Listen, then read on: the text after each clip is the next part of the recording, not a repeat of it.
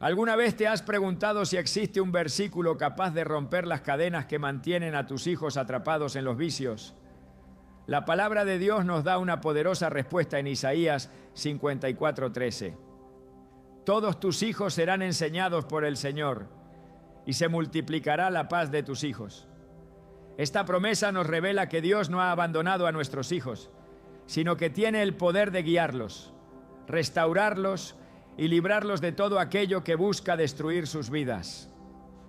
Hoy exploraremos cómo este poderoso versículo puede fortalecer tu fe, renovar tu esperanza y ayudarte a orar con mayor confianza por la libertad de tus hijos. Te mostraremos cómo aplicar esta promesa bíblica para interceder con autoridad y creer en la transformación que solo Dios puede hacer. ¿Estás listo para descubrir lo que Dios tiene preparado para tu familia? Hay momentos en los que un padre mira a su hijo y siente que ya no reconoce a la persona que tiene delante. Tal vez recuerda cuando era un niño lleno de sueños, cuando corría por la casa, cuando hablaba con inocencia y cuando parecía que toda su vida estaba por delante. Pero ahora existe una distancia difícil de explicar. Las palabras ya no llegan a su corazón, los consejos parecen provocar rechazo y el vicio ha comenzado a ocupar un lugar que antes pertenecía a la familia, a la esperanza y quizá también a Dios. En medio de esa angustia, surge una pregunta que muchos padres guardan en silencio. ¿Existe realmente una promesa bíblica capaz de sostenerme cuando mi hijo parece estar perdido? Isaías 54:13 nos entrega una respuesta llena de poder y esperanza. Todos tus hijos serán enseñados por el Señor, y se multiplicará la paz de tus hijos. Estas palabras no fueron escritas para alimentar una ilusión pasajera. Fueron pronunciadas como una promesa de restauración en medio de un escenario de dolor, pérdida y aparente abandono. Dios estaba hablando a un pueblo que había conocido la aflicción, pero también estaba anunciando que la destrucción no tendría la última palabra. Del mismo modo, cuando un hijo se encuentra atrapado en un vicio, su condición actual no tiene por qué convertirse en la sentencia definitiva sobre su vida. Este versículo revela algo que todo padre necesita recordar. Antes de que tú pudieras hablarle a tu hijo, Dios ya conocía su corazón. Antes de que tú entendieras sus luchas, Dios ya veía las heridas que un día podrían hacerlo vulnerable. Antes de que el vicio apareciera, el Señor ya sabía cuáles serían las batallas que esa vida enfrentaría.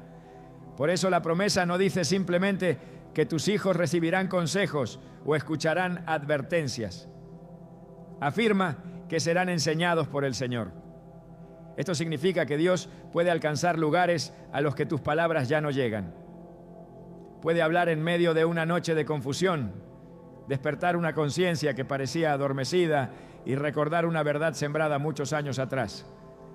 Tal vez has intentado conversar con tu hijo y todo terminó en una discusión. Quizá has utilizado palabras duras porque el miedo se transformó en desesperación. Es posible que hayas suplicado, amenazado, llorado o tratado de controlar cada uno de sus movimientos. Y aunque algunas decisiones firmes son necesarias para proteger a la familia y establecer límites, debes comprender que la transformación más profunda no comienza únicamente con una presión externa. Comienza cuando Dios toca el interior de una persona.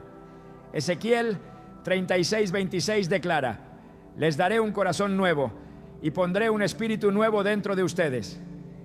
Quitaré de su carne el corazón de piedra y les daré un corazón de carne. Solo el Señor puede realizar una obra tan profunda. Él no se limita a corregir una conducta. Puede renovar el corazón del que nace esa conducta. Cuando la Biblia habla del poder de la palabra de Dios, no la presenta como una frase decorativa para repetir sin entendimiento. Hebreos 4:12 afirma que la palabra de Dios es viva y eficaz, y más cortante que toda espada de dos filos. La palabra está viva porque procede de un Dios vivo.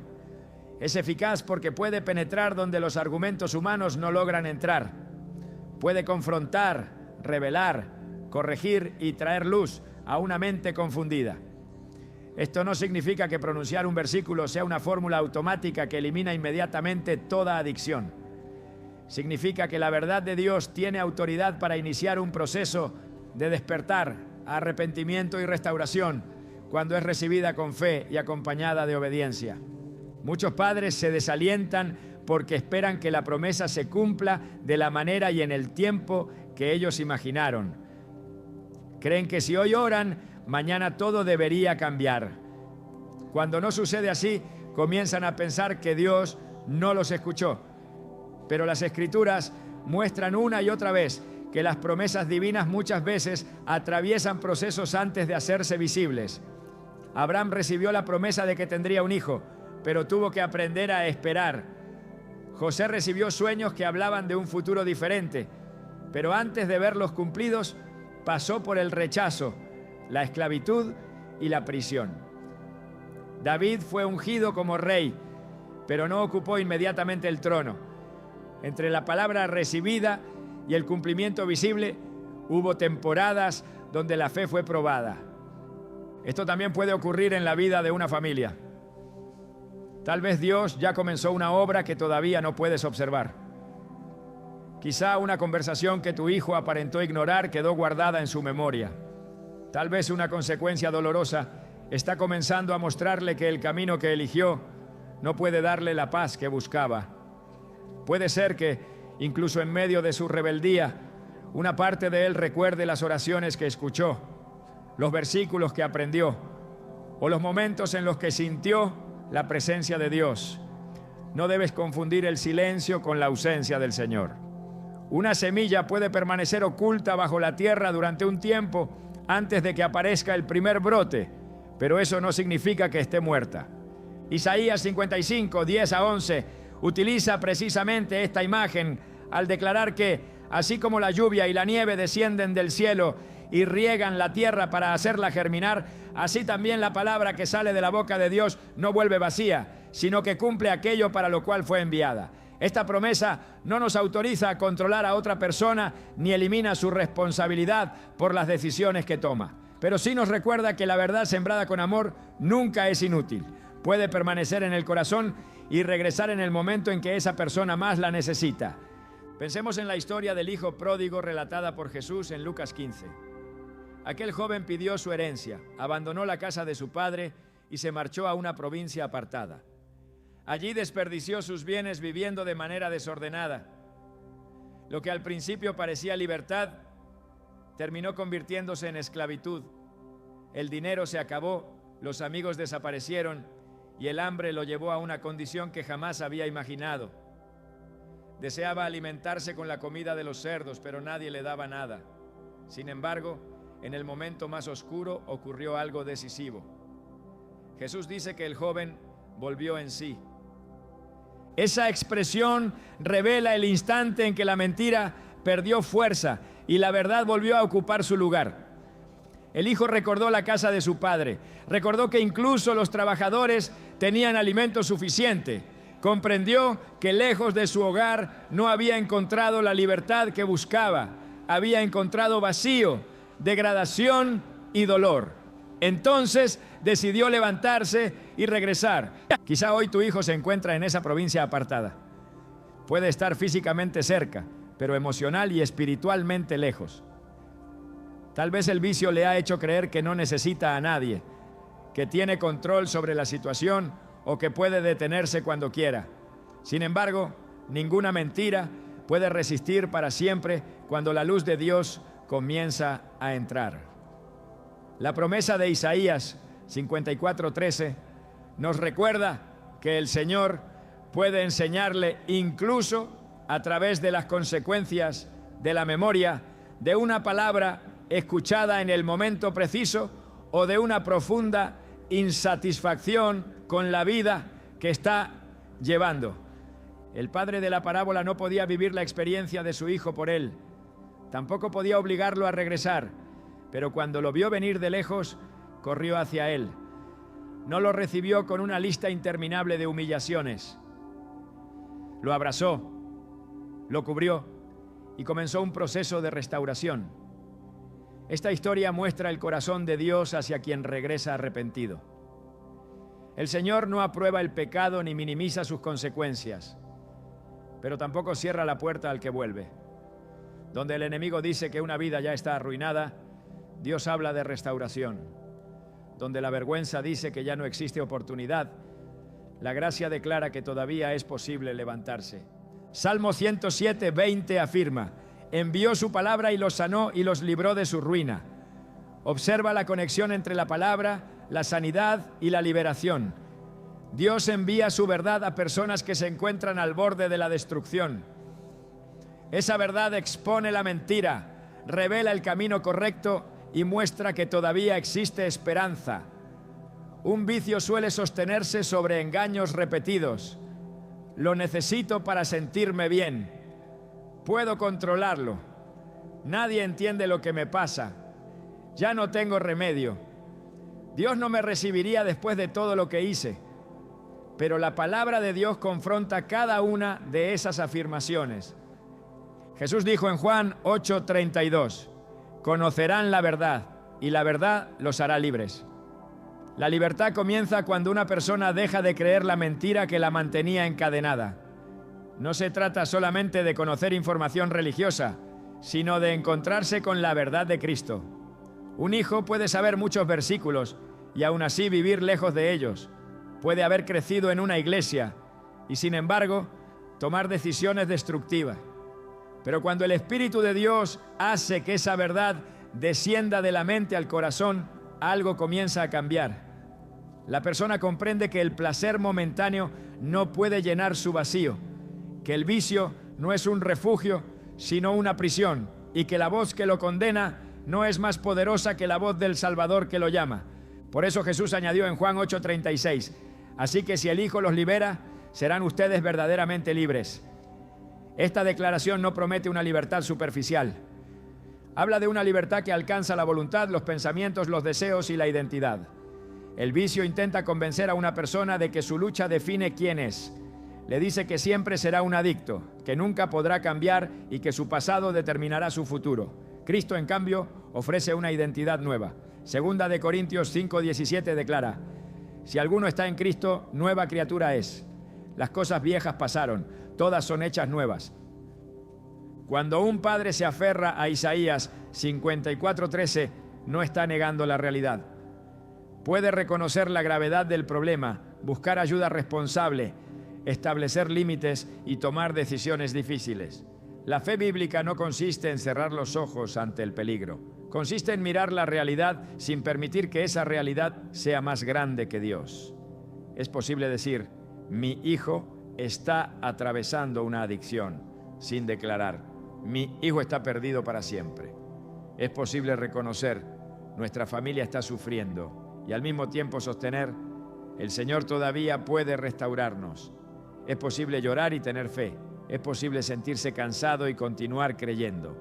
La mujer sunamita de Segunda de Reyes 4 vivió una situación que parecía contradecir completamente la promesa que había recibido.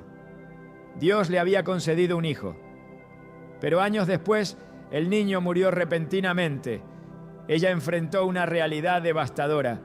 Sin embargo, decidió ir en busca del profeta Eliseo. Cuando le preguntaron si todo estaba bien, respondió: bien. Aquellas palabras no significaban que estuviera ignorando la muerte de su hijo. Expresaban la convicción de que la historia aún no había terminado. Había dolor en su casa, pero también existía una promesa. Había una situación imposible, pero también un Dios capaz de intervenir. Esa es la clase de fe que muchos padres necesitan recuperar. No una fe que niegue el problema, sino una fe que se niegue a entregar el final de la historia al problema. El vicio puede haber robado años, confianza, dinero, tranquilidad y oportunidades. Puede haber provocado discusiones, distancias y heridas, pero no puede borrar el conocimiento que Dios tiene de tu hijo. Jeremías 1:5 nos recuerda: antes de formarte en el vientre ya te había elegido, antes de que nacieras ya te había apartado. Aunque este versículo fue dirigido específicamente al llamado profético de Jeremías, también revela una verdad sobre el conocimiento anticipado de Dios. Tu hijo no apareció por accidente ante sus ojos. El Señor conoce su historia completa, incluyendo aquello que tú no entiendes. Tal vez tú solo ves la conducta, pero Dios ve el dolor que se esconde detrás. Tú observas rebeldía, pero Él también conoce la herida. Tú escuchas palabras ofensivas, pero el Señor distingue el miedo, la vergüenza o la frustración que quizá tu hijo nunca ha sabido expresar. Esto no justifica el pecado ni elimina la necesidad de asumir responsabilidad. Sin embargo, nos enseña que Dios sabe cómo tratar con la raíz y no solamente con los síntomas. Cuando Jesús se encontró con el hombre poseído que vivía entre los sepulcros, descrito en Marcos 5, todos los habitantes de la región lo conocían por su condición. Lo habían atado muchas veces con cadenas, pero él las rompía. Nadie podía dominarlo. Vivía aislado, gritaba y se hería con piedras. Para la sociedad, aquel hombre se había convertido en un problema imposible de controlar. Su identidad había quedado escondida detrás de su tormento. Pero cuando Jesús llegó, no vio solamente a un hombre peligroso, vio una vida que debía ser restaurada. Después de aquel encuentro, las personas lo encontraron sentado, vestido y en su sano juicio. El que antes vivía entre los muertos fue enviado nuevamente entre los vivos. El que se hería a sí mismo recibió una misión. El que causaba temor se convirtió en testimonio de la misericordia de Dios. Esta historia nos recuerda que Cristo no se intimida ante las condiciones más difíciles. No retrocede porque una persona lleve demasiado tiempo atada. No considera imposible lo que los demás ya han abandonado. Quizá tu hijo no vive una situación como la de aquel hombre, pero tú también puedes sentir que las cadenas se han vuelto demasiado fuertes. Has visto promesas rotas, recaídas o decisiones que no comprendes. Sin embargo, el mismo Jesús que atravesó el mar para llegar hasta una vida atormentada, sigue mostrando que ninguna persona es insignificante para Él. Una comunidad entera había aprendido a temer a aquel hombre, pero Cristo fue capaz de verlo como alguien digno de ser liberado. Por eso Isaías 54:13 debe ser entendido no como una frase aislada, sino como parte del carácter restaurador de Dios. Todos tus hijos serán enseñados por el Señor, y se multiplicará la paz de tus hijos. El vicio produce inquietud, confusión y destrucción. Dios promete enseñanza y paz. El vicio desordena las prioridades. Dios vuelve a colocar verdad en el corazón. El vicio divide a la familia. Dios puede comenzar un proceso de reconciliación. El vicio roba la capacidad de ver el futuro. La palabra abre nuevamente una puerta hacia la esperanza. La paz mencionada en este versículo no significa simplemente ausencia de conflictos. En el sentido bíblico, habla de integridad, bienestar, restauración y orden. Dios no desea únicamente que tu hijo abandone una sustancia o una conducta destructiva. Desea conducirlo hacia una vida donde su corazón encuentre dirección, donde su identidad sea restaurada y donde aprenda a vivir en comunión con Él. La meta no es solamente que deje algo malo, sino que conozca aquello bueno para lo cual fue creado.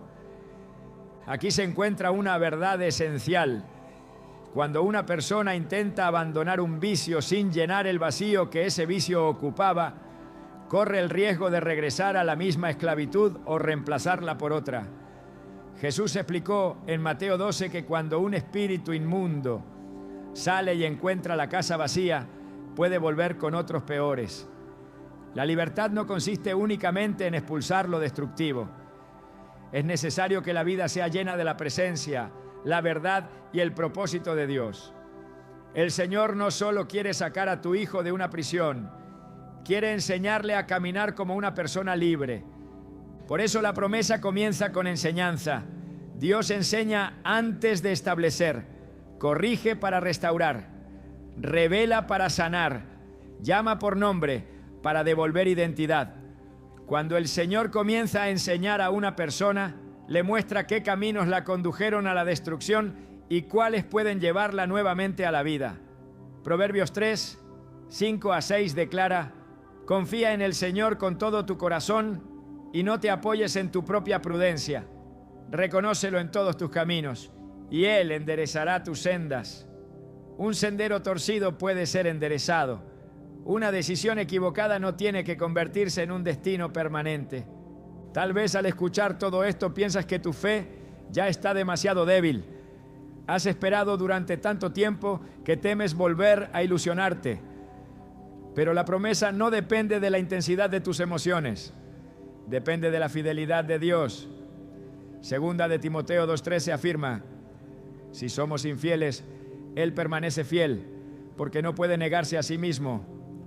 Puedes acercarte al Señor con una fe herida. Puedes decirle que estás cansado, confundido y asustado. Él no te exige que escondas tu dolor. Los salmos están llenos de oraciones pronunciadas desde la angustia, pero también muestran cómo el corazón vuelve a recordar quién es Dios. El Salmo 42 expresa: ¿por qué te abates, alma mía, y te turbas dentro de mí? Espera en Dios, porque aún he de alabarlo. El salmista habla consigo mismo. No permite que la desesperación sea la única voz que escuche. Del mismo modo, cuando el miedo te diga que tu hijo nunca cambiará, recuerda la promesa. Cuando la culpa te acuse por errores que cometiste como padre o madre, busca el perdón de Dios y permite que Él también transforme tu manera de actuar. Cuando las circunstancias parezcan anunciar derrota, responde con la verdad de que Cristo todavía puede liberar, sanar y restaurar. No sabes en qué momento una palabra volverá a la memoria de tu hijo. No sabes cuándo se cansará de comer aquello que nunca pudo satisfacerlo. No sabes qué situación lo llevará a volver en sí. Pero sí sabes que Dios conoce el camino para llegar a su corazón. La promesa de Isaías 54:13 te invita a confiar en que el Señor sigue siendo maestro, incluso cuando tu hijo se resiste a aprender. Él puede utilizar las Escrituras, las consecuencias, una persona sabia, una experiencia inesperada o un momento de profundo silencio para confrontarlo con la verdad. Por ahora guarda esta certeza: tu hijo es más que su vicio. Su condición actual no resume toda su identidad. Su peor decisión no tiene autoridad para borrar el propósito de Dios. La historia aún puede cambiar, porque la palabra del Señor sigue viva. Aférrate a esta promesa no como quien repite una fórmula vacía, sino como quien decide recordar diariamente que Dios puede enseñar, corregir, atraer y restaurar. Pero para comprender por qué esta promesa es tan necesaria, también debemos mirar con claridad aquello que el vicio produce en el corazón. No basta con observar sus manifestaciones externas. Es necesario entender cómo una cadena comienza a formarse, qué mentiras la fortalecen y por qué una persona puede seguir regresando a aquello que está destruyendo su vida. Cuando comprendamos la naturaleza de esa esclavitud, también podremos contemplar con mayor profundidad la clase de libertad que Dios desea traer. Si la promesa de Dios declara que tus hijos serán enseñados por el Señor y que su paz será multiplicada, surge una pregunta inevitable: ¿por qué tantos jóvenes continúan atrapados en conductas que destruyen su cuerpo, debilitan su voluntad y los alejan de aquello que un día recibieron? La respuesta no se encuentra únicamente en el hábito visible. El vicio casi nunca comienza cuando una persona consume una sustancia, repite una conducta o pierde el control. Comienza mucho antes, en un espacio interior donde una mentira es aceptada, una herida queda sin tratar o un deseo comienza a ocupar el lugar que solo Dios puede llenar. Jesús habló con claridad acerca de esta realidad en Juan 8:34. Todo aquel que practica el pecado, esclavo es del pecado. Estas palabras muestran que el pecado no permanece como un acto aislado. Cuando se repite, forma cadenas. Lo que al principio parece una elección termina convirtiéndose en una exigencia. Lo que comienza como una búsqueda de placer puede transformarse en una necesidad que domina los pensamientos. La persona cree que utiliza el vicio, pero con el tiempo el vicio comienza a utilizarla. Cree que puede detenerse cuando quiera, pero descubre que su voluntad ya no responde con la misma libertad. La esclavitud espiritual tiene una característica peligrosa. Muchas veces se fortalece mientras la persona sigue creyendo que aún conserva el control. Proverbios 14:12 advierte: hay camino que al hombre le parece derecho, pero su fin es camino de muerte. El error no siempre se presenta como algo evidentemente destructivo. Puede parecer una salida, un descanso o una forma de olvidar el dolor. El enemigo no necesita mostrar desde el principio el resultado final. Le basta con presentar el primer paso como algo pequeño, manejable y sin consecuencias. La tentación sigue un proceso. Santiago 1:14 a 15 explica: cada uno es tentado cuando de sus propios malos deseos es atraído y seducido. Luego, cuando el deseo ha concebido, da a luz el pecado, y el pecado, siendo consumado, da a luz la muerte. El pasaje describe un avance progresivo. Primero aparece el deseo, después llega la seducción, luego el deseo es aceptado, el pecado se convierte en acción y la repetición produce destrucción. El vicio se sostiene porque no ataca solamente el comportamiento, trabaja sobre los deseos, las emociones y la manera en que una persona interpreta su propia necesidad. Una sustancia puede prometer calma, una conducta compulsiva puede ofrecer distracción, una relación destructiva puede dar una sensación temporal de aceptación. El problema no está únicamente en lo que la persona hace, sino en aquello que espera recibir por medio de esa acción. Cuando alguien acude repetidamente al vicio para enfrentar la tristeza, la ansiedad, el rechazo o la soledad, comienza a entregarle una función que nunca debió ocupar. El vicio se convierte en un falso refugio. El Salmo 46:1 declara: Dios es nuestro amparo y fortaleza, nuestro pronto auxilio en las tribulaciones. El diseño de Dios es que el corazón encuentre refugio en Él.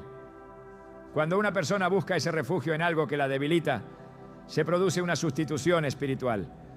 El vicio promete aliviar, pero no sana. Promete acompañar, pero aísla. Promete libertad, pero exige cada vez más. Su fuerza se encuentra en ofrecer un alivio inmediato, mientras oculta el precio que será cobrado después. Esta estrategia puede verse desde el comienzo de la historia humana.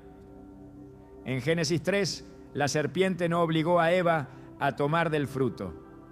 Primero cambió la manera en que ella veía la palabra de Dios, introdujo duda, distorsionó el mandamiento y presentó la desobediencia como una puerta hacia algo deseable. La tentación comenzó con una conversación, con que Dios les ha dicho. La estrategia consistía en debilitar la confianza en el carácter de Dios. Si la persona deja de creer que Dios es bueno, comenzará a buscar fuera de él aquello que piensa que le ha sido negado. La serpiente afirmó que no moriría ni que sus ojos serían abiertos. El pecado fue presentado como conocimiento, avance y libertad. Sin embargo, después de comer, Adán y Eva no se encontraron más libres. Sintieron vergüenza, tuvieron miedo y se escondieron de la presencia del Señor. Este patrón continúa repitiéndose. El vicio promete una experiencia, pero produce ocultamiento. La persona comienza a esconder sus decisiones, sus gastos, sus conversaciones y sus recaídas. El secreto se convierte en una parte de la cadena. Jesús dijo en Juan 3:20: todo aquel que hace lo malo aborrece la luz y no viene a la luz para que sus obras no sean reprendidas. La oscuridad permite que el pecado crezca sin ser confrontado. Cuando una conducta se oculta, la mentira adquiere espacio para fortalecerse. La persona ya no lucha solamente contra el deseo, sino también contra el temor de ser descubierta. Empieza a construir explicaciones, a negar lo evidente y a rechazar cualquier voz que amenace con revelar su condición. Por esta razón, muchos hijos reaccionan con enojo cuando sus padres intentan hablar sobre el problema. La reacción no siempre significa que no comprendan lo que está sucediendo. Puede significar que la verdad ha tocado el área que intentan proteger. Efesios 5:13 declara: todas las cosas, cuando son puestas en evidencia por la luz, son hechas manifiestas. La luz incomoda a quien se ha acostumbrado a esconderse, pero también es el comienzo de la libertad. Nada puede ser sanado mientras permanezca oculto y negado.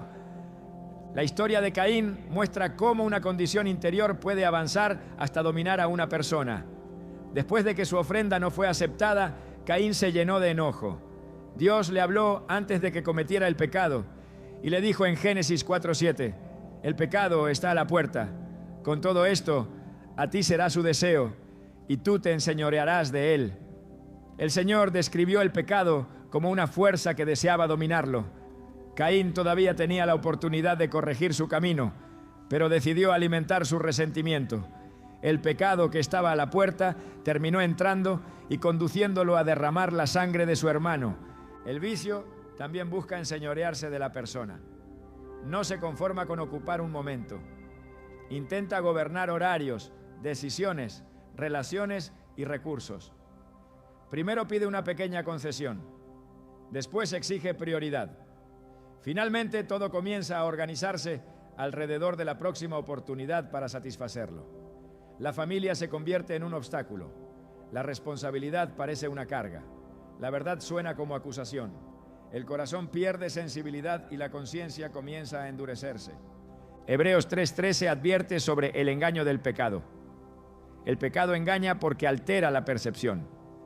Hace que lo peligroso parezca necesario y que lo saludable parezca insoportable. Hace que la corrección se interprete como rechazo y que la permisividad se confunda con amor. La persona puede defender aquello que la está destruyendo porque su entendimiento ha sido afectado. Efesios 4:18 habla de quienes tienen el entendimiento entenebrecido y están alejados de la vida de Dios por la dureza de su corazón. Esto no significa que quien vive en un vicio haya perdido toda capacidad de decidir. La Biblia mantiene la responsabilidad personal. Cada ser humano responde por sus elecciones. Pero también muestra que la repetición del pecado debilita la voluntad y endurece el corazón. Cuanto más se obedece a un deseo desordenado, más difícil se vuelve resistirlo. Romanos 6:16 declara: ¿no saben que si se someten a alguien como esclavos para obedecerle, son esclavos de aquel a quien obedecen? La obediencia repetida crea dominio. El cuerpo también aprende. Los pensamientos, los impulsos y las emociones comienzan a asociar ciertos estados con la conducta adictiva. Ante la ansiedad aparece el deseo. Ante la tristeza surge la urgencia. Ante la frustración se activa la búsqueda del alivio conocido. Por eso no basta con decirle a una persona que se detenga. La orden puede ser correcta, pero la raíz continúa intacta. Es necesario identificar aquello que el vicio está intentando reemplazar, esconder o controlar. Jeremías 2:13 presenta una imagen profunda. Dos males ha hecho mi pueblo. Me dejaron a mí, fuente de agua viva, y cavaron para sí cisternas rotas que no retienen agua. El pueblo no solo abandonó a Dios, buscó sustitutos incapaces de satisfacerlo. Una cisterna rota puede recibir agua por un momento, pero no puede conservarla. De igual manera, el vicio puede producir una sensación temporal, pero no puede sostener paz verdadera. Por eso la persona necesita regresar una y otra vez. El alivio desaparece, el vacío vuelve y la conducta debe repetirse. La estrategia del enemigo consiste en mantener a la persona bebiendo de una cisterna rota mientras le hace creer que la siguiente vez será diferente. Siempre existe una promesa de satisfacción futura. La próxima experiencia será suficiente. La próxima dosis traerá descanso. La próxima ocasión resolverá el malestar. Pero el resultado es una sed más profunda. Isaías 55:2 pregunta: ¿por qué gastan el dinero en lo que no es pan y su trabajo en lo que no sacia? El pecado consume recursos sin alimentar el alma. El libro de Proverbios describe esta dinámica con la imagen de una seducción que parece agradable al principio, pero termina conduciendo a la muerte. Proverbios 5:3-5 declara que los labios de la mujer extraña destilan miel, pero su final es amargo como el ajenjo. La Escritura no niega que el pecado tenga una atracción inicial. Si no ofreciera placer, evasión o emoción, no seduciría. La advertencia bíblica se concentra en el final que la tentación intenta ocultar. Moisés comprendió esta verdad. Hebreos 11:25 afirma que prefirió ser maltratado con el pueblo de Dios antes que gozar de los deleites temporales del pecado. La expresión temporales revela el límite de todo placer desordenado.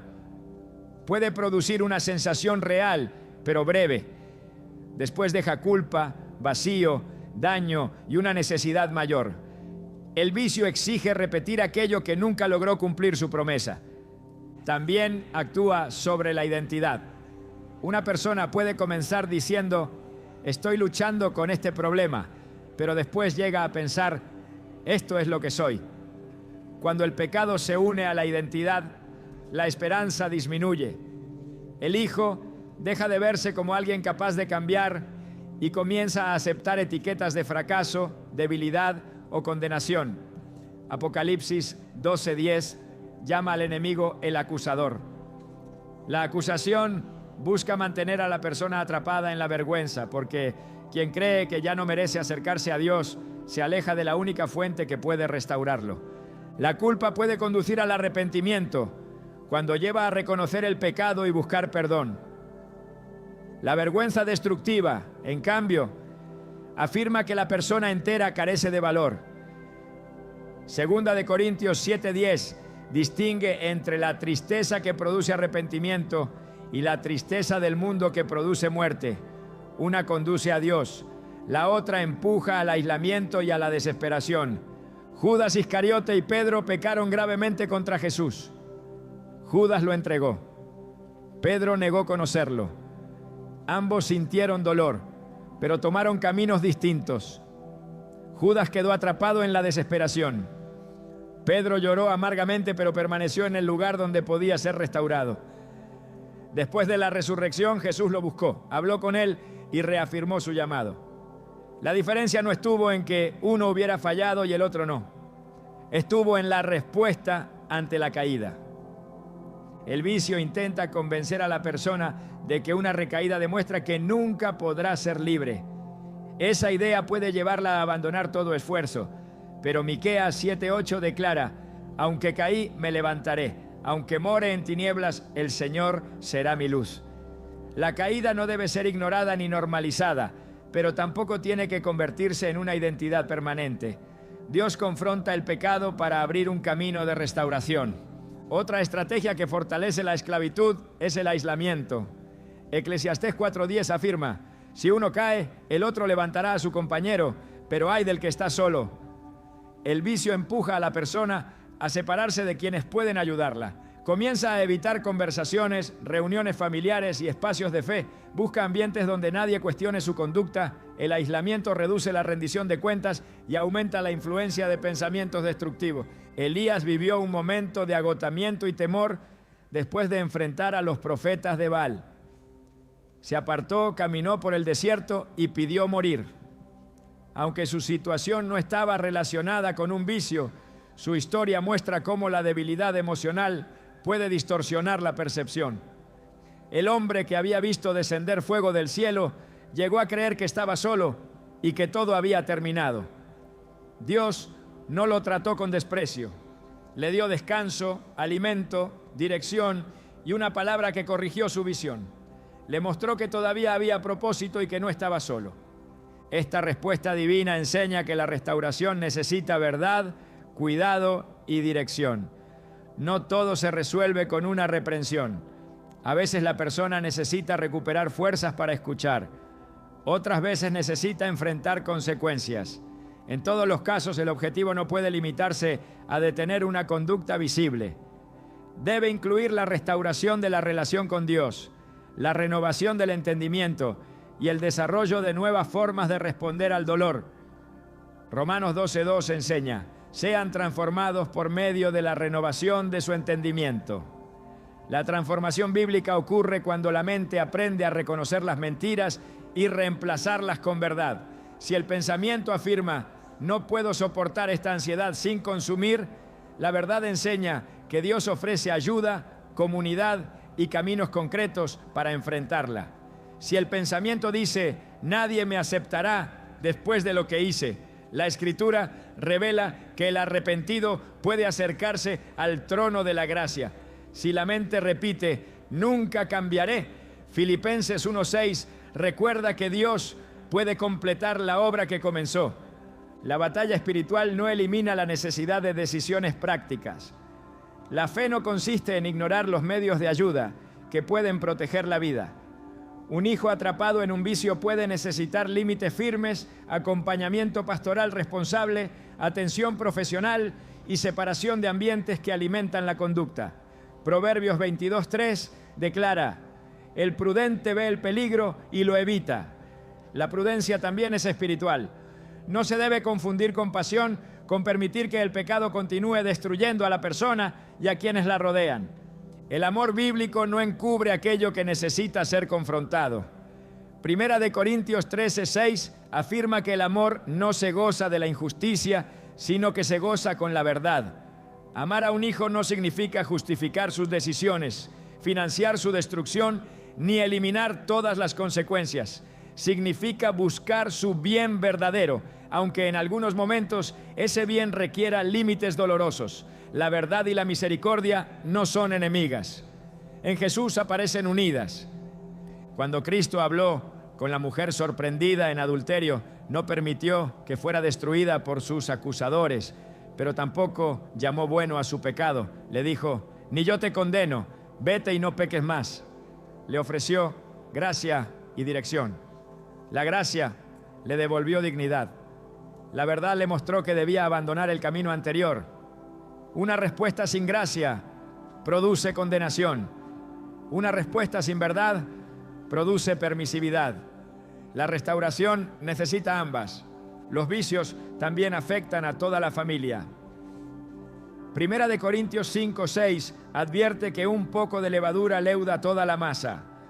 Aunque el contexto se refiere a la tolerancia del pecado dentro de la comunidad, el principio muestra cómo una conducta no permanece aislada. El miedo, la desconfianza y el conflicto comienzan a extenderse. Los miembros de la familia adaptan su vida alrededor del problema. Algunos intentan controlar todo, otros guardan silencio, otros cubren las consecuencias. Sin darse cuenta, todos pueden quedar atrapados en la dinámica creada por el vicio. Por eso es necesario distinguir entre ayudar y sostener la esclavitud. Ayudar significa acercar a la persona a la verdad, la responsabilidad y los recursos que favorecen su restauración. Sostener la esclavitud significa protegerla de toda consecuencia, mientras la conducta continúa. Gálatas 6:2 enseña a llevar las cargas unos de otros, pero el versículo 5 también afirma que cada uno llevará su propia carga. Existe una responsabilidad compartida y una responsabilidad personal. La estrategia espiritual del vicio intenta desordenar ambas. Hace que los padres carguen con decisiones que pertenecen al hijo y que el hijo transfiera su responsabilidad a quienes lo rodean. La restauración comienza a avanzar cuando cada persona ocupa el lugar que le corresponde.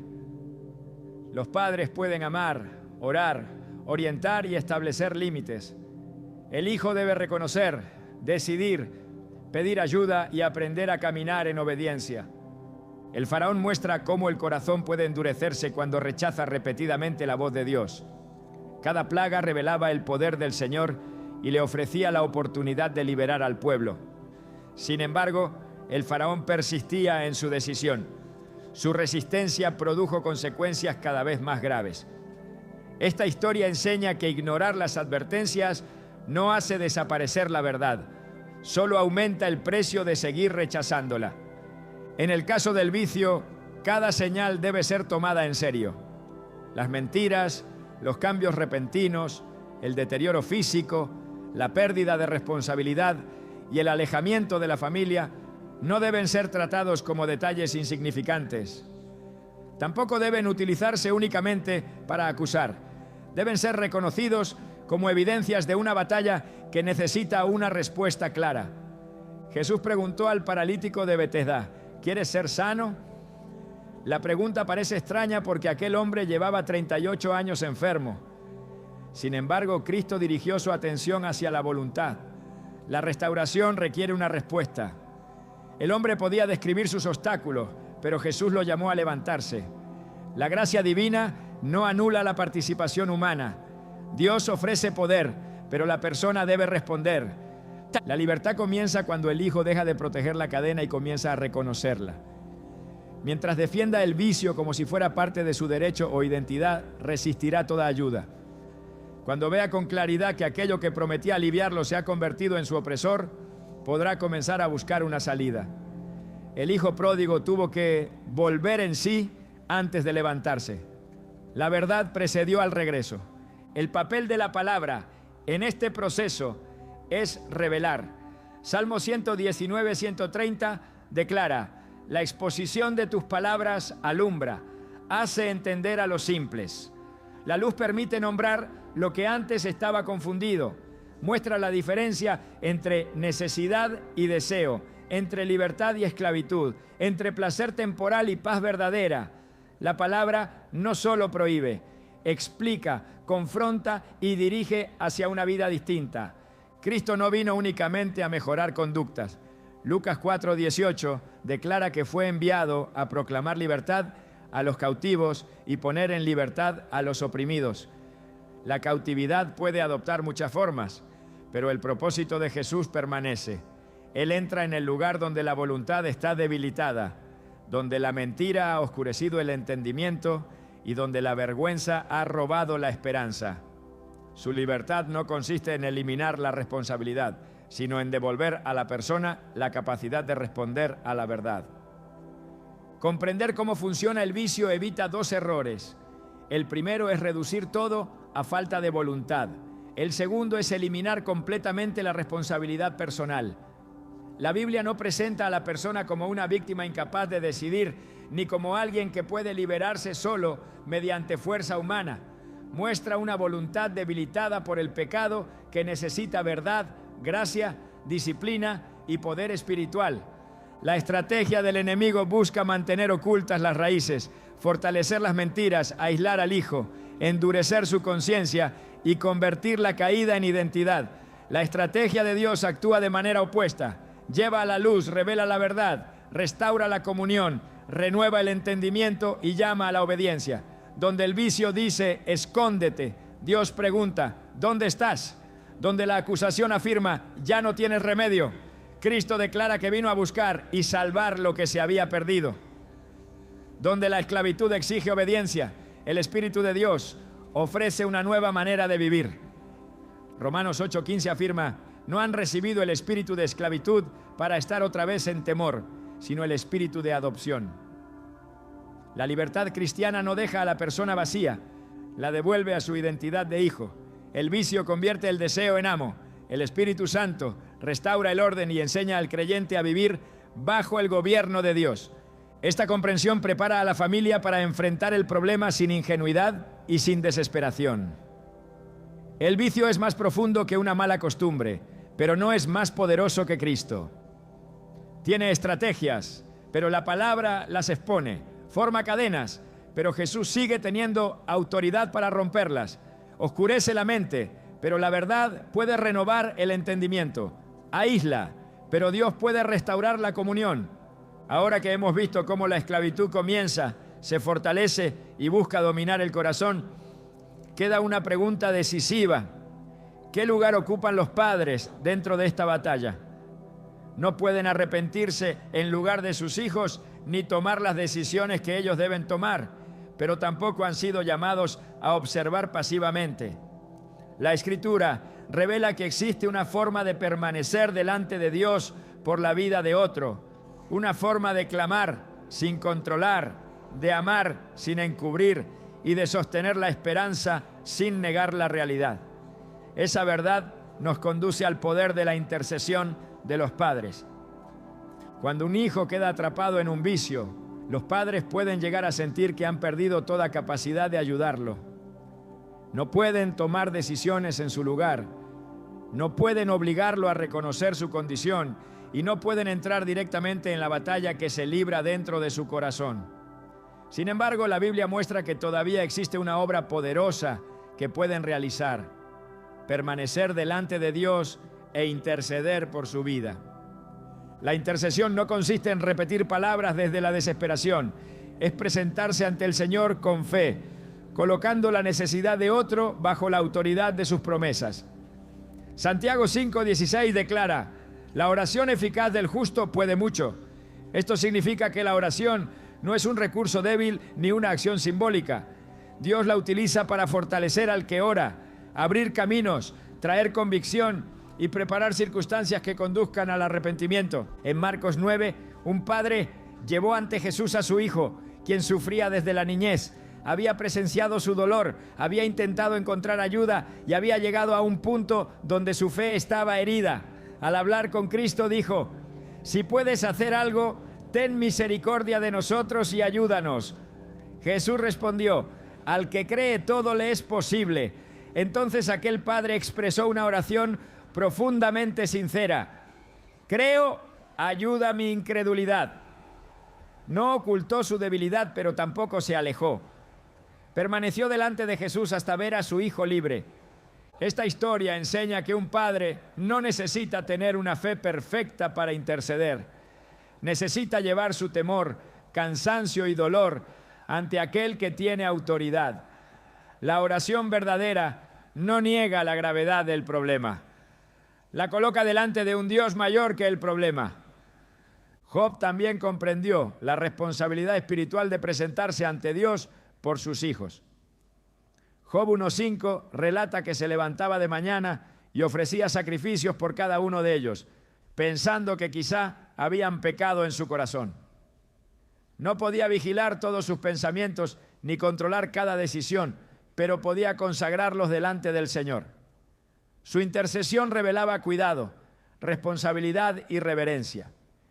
Interceder por un hijo atrapado en un vicio significa pedir que Dios destruya el engaño que oscurece su mente, despierte su conciencia y coloque personas sabias en su camino.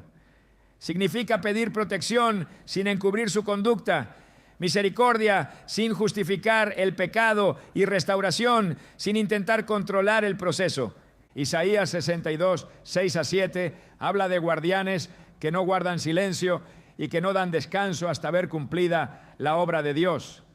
Esta imagen expresa perseverancia. Hay oraciones que deben mantenerse cuando todavía no existe una respuesta visible. Jesús enseñó en Lucas 18 que era necesario orar siempre y no desmayar. La demora no significa abandono. La espera no convierte la oración en inútil. Los padres deben comprender también que interceder no es pronunciar derrota. Proverbios 18:21 afirma que la muerte y la vida están en poder de la lengua. Esto no significa ignorar la realidad, sino evitar que el miedo determine cada palabra. En lugar de definir al hijo por su vicio, pueden recordar delante de Dios que esa vida todavía puede ser alcanzada, enseñada y restaurada. La intercesión tampoco sustituye los límites. La verdad ni la ayuda responsable los complementa. Mientras se toman decisiones prudentes, el corazón continúa delante de Dios. Mientras se confronta el pecado, se pide misericordia. Mientras se espera una respuesta, se conserva la esperanza. Tal vez el hijo no escuche ahora la voz de sus padres, pero Dios puede hablar donde ellos no llegan. Puede recordar una escritura, inquietar una conciencia y romper una resistencia que parecía firme. Por eso la oración no debe convertirse en un intento de dominar su voluntad, sino en una entrega constante de su vida al Señor. Primera de Samuel 1 muestra a Ana derramando su alma delante de Dios. Su dolor no produjo una oración superficial, la llevó a presentarse con sinceridad, perseverancia y confianza. Del mismo modo, los padres pueden llevar cada temor ante el Señor hasta que la angustia deje de gobernarlos y la fe vuelva a ocupar su lugar. Interceder es permanecer entre la promesa y la realidad sin abandonar ninguna de las dos. Es reconocer la esclavitud del Hijo y seguir creyendo que Cristo puede liberarlo. Es llorar sin rendirse, esperar sin negar el dolor y hablar con Dios cuando ya no existen palabras capaces de convencer a la persona amada. Esta oración perseverante prepara el camino para comprender algo decisivo. Dios puede comenzar a responder mucho antes de que el cambio sea evidente. Su obra suele iniciar en lo profundo, donde nadie puede verla. Por eso es necesario aprender a reconocer las señales de que el Señor ya está actuando, incluso cuando el milagro todavía no se ha manifestado por completo. La obra de Dios no siempre comienza con un cambio visible. Muchas veces empieza en lo profundo, allí donde ningún padre puede observar lo que ocurre. El corazón puede seguir mostrando resistencia mientras la conciencia comienza a despertar. Las palabras pueden continuar siendo duras mientras por dentro aparece una incomodidad que antes no existía. Por eso no debes medir toda respuesta divina únicamente por aquello que tus ojos alcanzan a ver. Marcos 4, 26 a 27 compara el reino de Dios con un hombre que esparce semilla en la tierra y después duerme y se levanta, mientras la semilla brota y crece sin que él sepa cómo.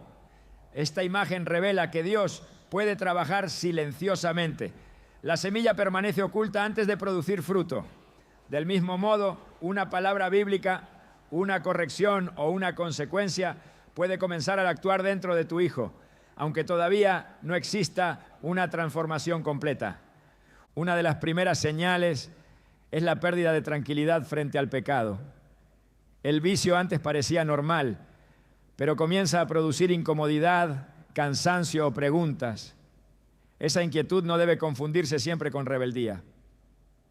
Puede ser la conciencia reaccionando ante la luz. Juan 16:8 enseña que el Espíritu Santo convence al mundo de pecado, justicia y juicio. Cuando Dios confronta, la persona ya no puede disfrutar de la oscuridad con la misma tranquilidad. También puede aparecer un reconocimiento parcial del daño. Quizá tu hijo todavía no admita toda la gravedad de su condición, pero comienza a aceptar que algo está fuera de control. El hijo pródigo no regresó inmediatamente al recibir su herencia, ni cuando comenzó a desperdiciarla. Primero tuvo que llegar al momento en que volvió en sí. Lucas 15:17 muestra ese instante interior en el que dejó de justificar su camino y pudo verlo con claridad. Antes del regreso visible, ocurrió un despertar invisible. Otra señal es el debilitamiento de las relaciones que sostenían el vicio. Personas, lugares o hábitos que antes parecían indispensables comienzan a perder influencia. Dios puede cerrar puertas que alimentaban la esclavitud. Proverbios 16:9 declara: el corazón del hombre traza su rumbo, pero sus pasos los dirige el Señor. Una interrupción inesperada puede convertirse en protección. Una amistad que termina, una oportunidad que desaparece o una consecuencia que limita el acceso al pecado puede formar parte de una obra que todavía no comprendes. La disposición a escuchar también revela movimiento espiritual. No siempre llegará como una confesión inmediata.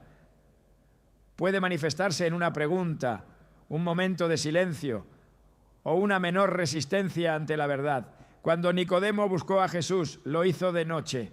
Su acercamiento fue cauteloso, pero mostraba que algo ya estaba ocurriendo en su interior. Dios no desprecia los comienzos pequeños. Zacarías 4:10 pregunta: ¿quién ha menospreciado el día de las pequeñeces? Lo que parece insignificante puede ser el inicio de una restauración profunda. Incluso las consecuencias pueden convertirse en instrumentos de despertar. El Salmo 119:67 declara: antes que fuera yo humillado, descarriado andaba, pero ahora guardo tu palabra. La dificultad no siempre significa que Dios se ha alejado. Puede ser el medio por el cual una mentira pierde su poder. Cuando aquello que prometía placer comienza a mostrar su verdadera naturaleza, el corazón queda más preparado para buscar una salida. Sin embargo, reconocer estas señales exige paciencia. No todo cambio inicial es definitivo y no toda caída significa que la obra terminó. Pedro declaró que nunca negaría a Jesús, pero pocas horas después lo hizo 3 veces. Aún así, Cristo ya había dicho en Lucas 22:32: yo he rogado por ti para que tu fe no falte, y tú, una vez vuelto, confirma a tus hermanos. Jesús vio más allá de la caída. Sabía que Pedro atravesaría una crisis, pero también que sería restaurado. La obra de Dios puede avanzar en medio de luchas, retrocesos y decisiones incompletas. Filipenses 1:6 asegura que quien comenzó la buena obra será fiel para completarla. Esto no significa ignorar el peligro ni llamar progreso a cualquier conducta. Significa evitar conclusiones definitivas, mientras Dios continúa tratando con el corazón. Observa con discernimiento, no con ansiedad. Una conciencia inquieta, una verdad reconocida, una puerta cerrada, una pregunta sincera o una disposición nueva pueden indicar que la semilla está comenzando a brotar. El milagro completo quizá todavía no sea visible, pero la ausencia de resultados inmediatos no demuestra ausencia de actividad divina. Existe, sin embargo, un peligro durante esta espera.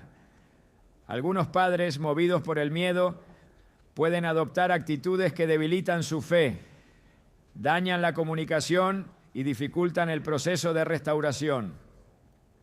Comprender esos errores será necesario para no destruir con desesperación aquello que Dios está comenzando a levantar. Cuando la respuesta tarda, el mayor peligro no siempre está en lo que ocurre fuera de la familia, sino en aquello que comienza a crecer dentro del corazón de quienes esperan. El miedo puede transformarse en desesperación, la desesperación puede convertirse en palabras de derrota, y esas palabras pueden terminar destruyendo la esperanza que Dios desea sostener. Por eso la Biblia no solo enseña a pedir, sino también a cuidar la actitud con la que se atraviesa el proceso. Uno de los errores más comunes es definir al hijo por su condición actual. Decir que nunca cambiará, que está perdido o que ya no tiene remedio puede parecer una reacción al dolor, pero termina levantando una identidad basada en el fracaso. Proverbios 18:21 declara que la muerte y la vida están en poder de la lengua. Esto no significa negar la realidad ni fingir que el problema no existe. Significa hablar con verdad sin convertir la caída en destino. Un hijo puede estar atrapado en un vicio, pero sigue siendo una vida que Dios puede alcanzar. Otro error es permitir que el temor gobierne cada decisión. El miedo empuja a controlar, vigilar, amenazar y actuar impulsivamente. Segunda de Timoteo 1:7 afirma: Dios no nos ha dado espíritu de cobardía, sino de poder, de amor y de dominio propio. El dominio propio es necesario cuando la angustia intenta dirigir la conducta. Una decisión tomada desde la desesperación puede cerrar puertas que la sabiduría habría mantenido abiertas. También existe el peligro de confundir amor con permisividad. Algunos padres eliminan consecuencias, justifican mentiras o sostienen económicamente conductas destructivas porque temen perder a su hijo. Sin embargo, Hebreos 12:6 declara: el Señor disciplina al que ama. La corrección bíblica no nace del rechazo, sino del deseo de restaurar. Amar no significa facilitar el pecado, significa establecer límites que protejan la vida, la familia y la posibilidad de un cambio verdadero. El extremo contrario también debilita el proceso. Corregir sin misericordia. Cuando cada conversación se convierte en acusación, la persona deja de escuchar y comienza a defenderse. Gálatas 6:1 enseña que quien restaura debe hacerlo con espíritu de mansedumbre. La verdad no pierde autoridad cuando se comunica con compasión. Jesús confrontó el pecado con firmeza, pero nunca utilizó la humillación como instrumento de transformación. La impaciencia es otro enemigo de la fe. Abraham recibió una promesa, pero al intentar apresurar su cumplimiento tomó decisiones que produjeron dolor. Génesis muestra que la espera puede llevar a buscar soluciones humanas cuando parece que Dios tarda. En la restauración de un hijo, la ansiedad puede empujar a exigir cambios inmediatos, interpretar cada tropiezo como fracaso definitivo o abandonar demasiado pronto aquello que necesita tiempo. Santiago 1:4 declara: tenga la paciencia su obra completa. La paciencia bíblica no es pasividad. Es permanecer firme mientras se toman decisiones responsables. Es comprender que una transformación profunda no siempre ocurre de manera instantánea. Dios puede estar trabajando en la conciencia, deshaciendo mentiras y preparando un arrepentimiento que todavía no se ha manifestado por completo. Otro error consiste en mirar solamente el problema y dejar de mirar a Dios. Pedro caminó sobre el agua mientras mantuvo sus ojos en Jesús, pero comenzó a hundirse cuando concentró su atención en el viento. Mateo 14 muestra que las circunstancias pueden ser reales y amenazantes, pero no deben convertirse en la única medida de la fe. Cuando todo el pensamiento gira alrededor del vicio, el corazón pierde de vista la autoridad de Cristo. La culpa también puede debilitar a los padres. Algunos revisan cada decisión del pasado y concluyen que todo ocurrió por sus errores. La responsabilidad debe ser reconocida cuando existe, pero la culpa permanente no restaura. Romanos 8:1 declara: ninguna condenación hay para los que están en Cristo Jesús. Dios puede corregir lo que estuvo mal y enseñar una nueva manera de actuar. La condenación paraliza, el arrepentimiento transforma. La comparación produce otra forma de cansancio. Ver familias que parecen haber recibido respuestas más rápidas puede generar resentimiento o sensación de abandono. Jesús dijo a Pedro en Juan 21:22, ¿qué a ti? Sígueme tú. Cada proceso tiene un ritmo distinto. Comparar la historia de un hijo con la de otro impide reconocer la forma particular en que Dios está obrando. También se debilita la fe cuando la oración se convierte únicamente en repetición angustiada. Filipenses 4, 6-7 enseña a presentar las peticiones con acción de gracias y promete que la paz de Dios guardará el corazón y los pensamientos. La oración no solo busca cambiar una circunstancia, también protege el interior de quien espera. Evitar estos errores no garantiza un proceso sin dolor, pero permite atravesarlo con mayor claridad. Hablar vida sin negar la verdad. Establecer límites sin perder la misericordia. Esperar sin caer en pasividad y corregir sin condenar prepara el corazón para actuar con sabiduría. La fe madura no consiste en controlar el resultado, consiste en permanecer obediente mientras Dios trabaja. Después de reconocer las actitudes que debilitan la esperanza, es necesario aprender a convertir la promesa de Isaías 54:13 en una oración diaria, firme y bíblica, capaz de sostener a los padres durante todo el proceso de restauración. Después de comprender la promesa, reconocer la esclavitud del vicio, asumir el lugar de la intercesión, discernir la obra silenciosa de Dios y corregir las actitudes que debilitan la fe, llega el momento de transformar Isaías 54:13 en una oración constante. No basta con admirar el versículo, es necesario llevarlo delante del Señor, creerlo y permitir que moldee la manera en que los padres hablan, esperan y actúan. Todos tus hijos serán enseñados por el Señor y se multiplicará la paz de tus hijos. Esta declaración puede convertirse en una oración sencilla y profunda. Señor, tú conoces a mi hijo mejor que yo. Enséñale aquello que mis palabras no han logrado mostrarle. Habla a su conciencia, rompe el engaño que oscurece su entendimiento y condúcelo hacia la verdad. Multiplica tu paz donde el vicio ha producido inquietud, desorden y temor. Orar de esta manera no significa repetir una fórmula para obligar a Dios a actuar. Jesús advirtió en Mateo 6:7 que la oración no debe reducirse a vanas repeticiones. La autoridad no se encuentra en pronunciar muchas veces las mismas palabras, sino en acercarse al Padre con fe, entendimiento y obediencia. La promesa bíblica dirige la oración, pero el corazón debe permanecer rendido a la voluntad de Dios. Daniel comprendió este principio. Al leer en las Escrituras que el tiempo de la desolación de Jerusalén estaba llegando a su fin, no se limitó a esperar pasivamente. Daniel 9:3 afirma que volvió su rostro al Señor para buscarlo en oración y ruego. La promesa no anuló la oración, la provocó.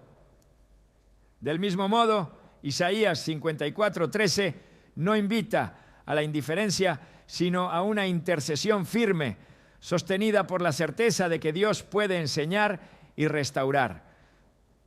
Cada día puede comenzar entregando nuevamente la vida del Hijo al Señor. Esto implica nombrar la realidad sin permitir que el temor gobierne la oración. En lugar de decir que todo está perdido, se puede declarar que Cristo sigue teniendo autoridad. En lugar de pedir solamente que desaparezca una conducta, se puede clamar por un corazón renovado, una mente libre y una voluntad dispuesta a obedecer. El Salmo 51:10 ofrece una dirección precisa. Crea en mí, oh Dios, un corazón limpio y renueva un espíritu recto dentro de mí. Esta petición puede aplicarse a la vida del Hijo, no como una imposición humana, sino como un ruego para que Dios haga una obra interior. La libertad verdadera no consiste únicamente en abandonar el vicio. Requiere nuevos deseos, nuevos pensamientos y una nueva relación con el Señor. También es necesario orar por protección. Jesús enseñó a pedir: no nos metas en tentación, mas líbranos del mal. Los padres pueden presentar delante de Dios los ambientes, amistades y decisiones que rodean a sus hijos, pidiendo sabiduría para establecer límites y discernimiento para actuar sin desesperación. La oración diaria debe incluir gratitud. Primera de Tesalonicenses 5:18. Ordena dar gracias en toda situación.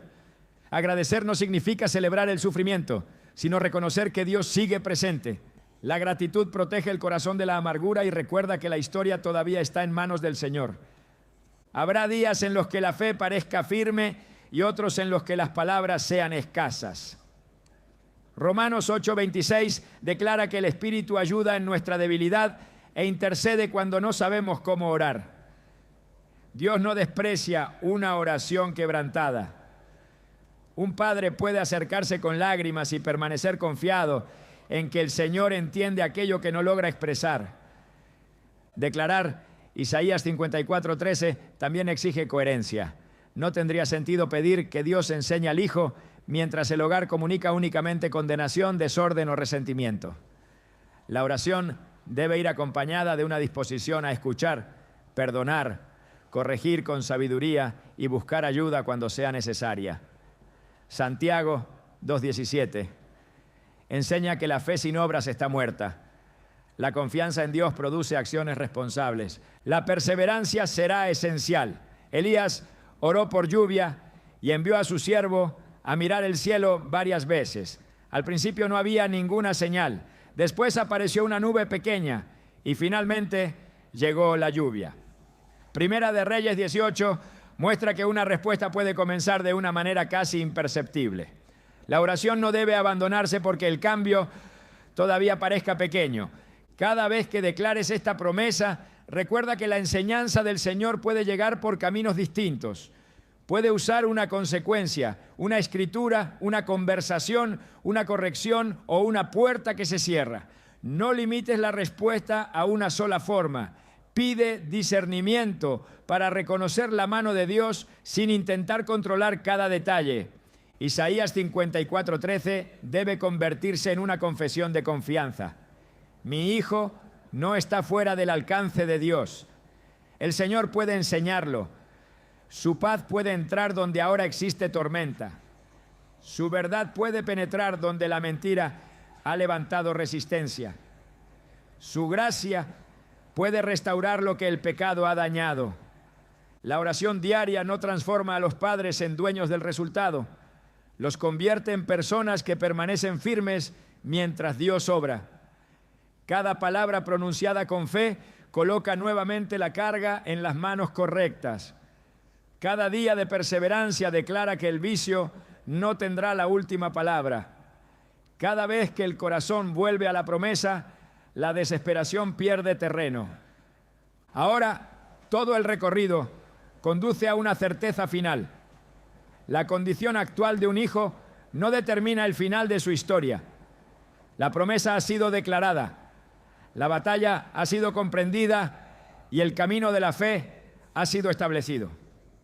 Solo queda reunir estas verdades y recordar por qué, incluso frente a la oscuridad más profunda, la última palabra siempre pertenece a Dios.